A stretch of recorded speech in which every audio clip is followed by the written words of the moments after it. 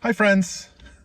Did you notice that the lectionary over the last few weeks has introduced some ideas about relationships that we just don't want to think about?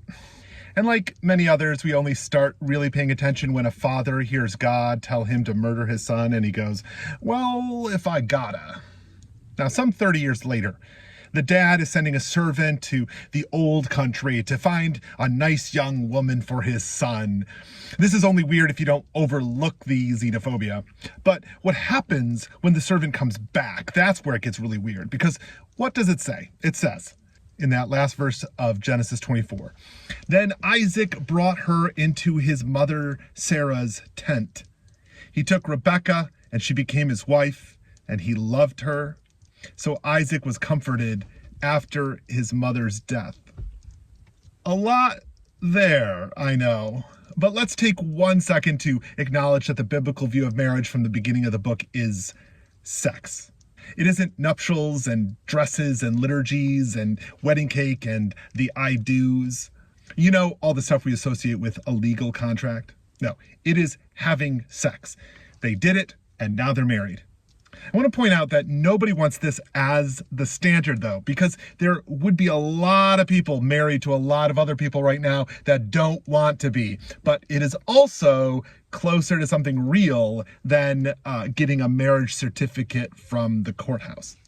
Now, the authors also give us the creepiest way of naming this, too. They do this in his late mother's tent. And it seems to suggest that this marrying of Rebekah was necessary for getting over his mother's death. We read this in church 2 weeks ago. Now, if we keep going with it, we will read a story that everybody wants to skip over, that after Isaac's mother dies, his father Abraham remarries in the biblical sense, which is, carnal. It even uses the phrase took as his wife, which the more you think about it, the more gross it sounds. Anyway, Abraham has 6 more sons and treats them well for the rest of his life. And that doesn't put them in his will. So when he dies, everything goes to Isaac, which is just disgusting and not how things should work. Father Abraham, who you might have learned in song, had many sons.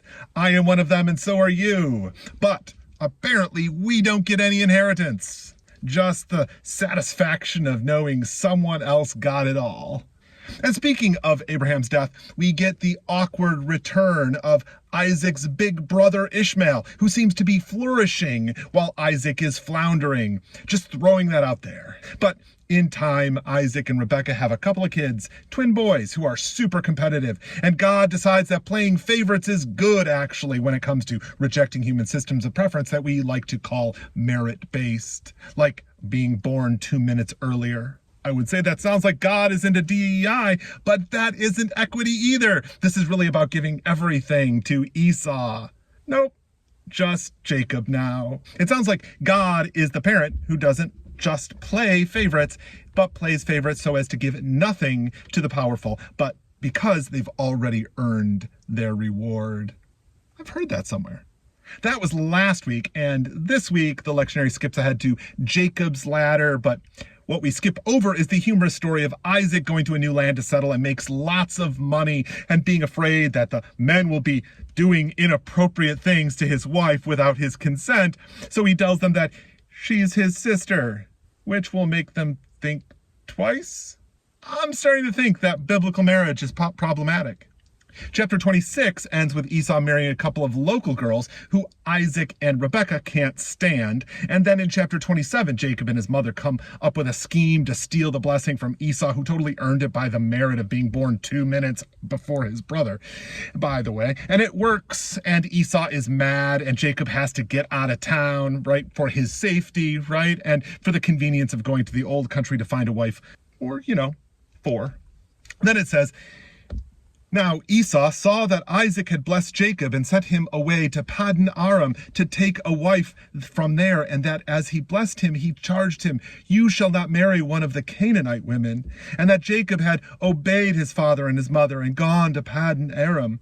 So when Esau saw that the Canaanite women did not please his father Isaac, Esau went to Ishmael and took Mahalath, daughter of Abraham's son Ishmael and sister of Nebaioth, to be his wife in addition to the wives he had. So, if we've been keeping score the last 3 weeks in church, biblical marriage is having sex, preferably to someone in the family, and a guy can just keep adding wives. At this point, Esau's up to 3, including his half-cousin. I guess the takeaway is that life is messy. Anyway, have a good one.